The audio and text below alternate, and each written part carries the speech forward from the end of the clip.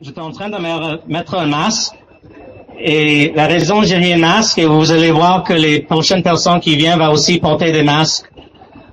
C'est pas nécessairement pour cacher, mais c'est un geste de solidarité avec les sans-papiers ici à Montréal.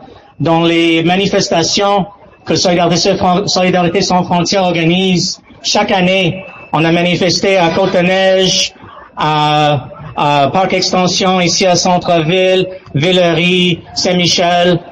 On porte des masques comme un geste de solidarité parce qu'il y a des centaines de milliers de personnes avec nous ici au Canada, des millions de personnes dans le monde sans papier, qui ne peuvent pas vivre dans la même sécurité que les personnes qui ont leur papier, qui peuvent être déportées.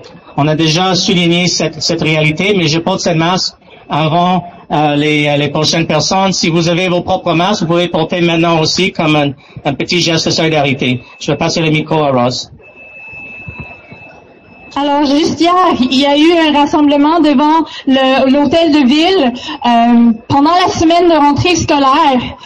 Il s'agit de Daniel. Daniel est un jeune. On a changé son nom pour protéger l'identité de sa famille qui reste ici sans papier.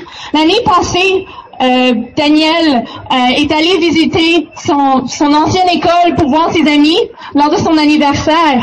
Et on a fini par appeler la police. La sécurité de l'école a appelé la police. La police est venue sur les lieux et l'a arrêté. Et a arrêté Daniel.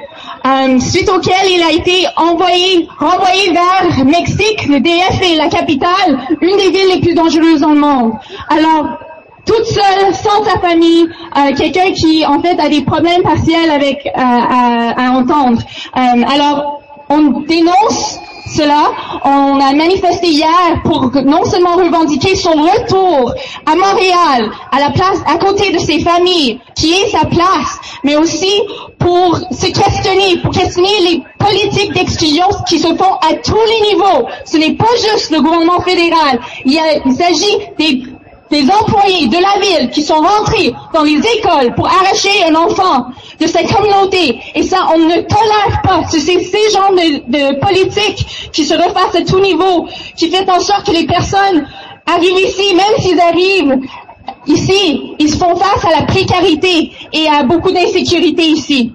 Alors, pour venir, il y a une étudiante, Maria, qui voudrait exprimer sa colère et sa solidarité avec la famille de Daniel. Bonjour tout le monde, je m'appelle Maria, je suis une étudiante à Montréal. Malheureusement, ça fait déjà 1 an que Daniel a été déporté au Mexique. Et a laissé sa famille ici à Montréal. Je trouve ça tellement humiliant que les polices ont arrêté Daniel dans son école, dans son ancienne école. C'est tellement méchant de leur part, c'est tellement humiliant de se faire arrêter devant tous ses amis, de se faire, je sais pas, je me sens tellement mal.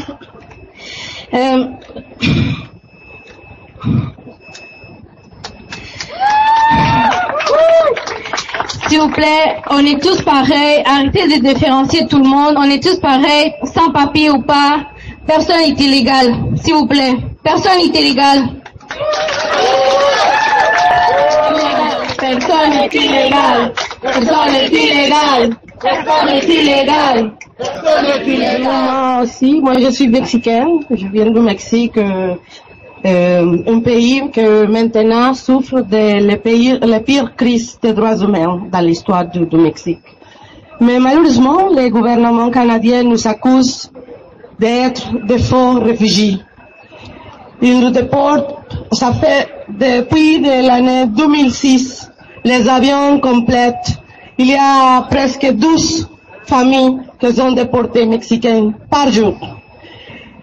Et puis, maintenant, le Canada est coupable de beaucoup de Mexicains qui sont retournés, ont été déportés et assassinés au Mexique. Honte à toi, Canada! Honte à toi! Honte à toi, Canada! Arrête! Arrête les préjugés! Welcome tous les réfugiés! Welcome! Merci Viviana, merci Marie.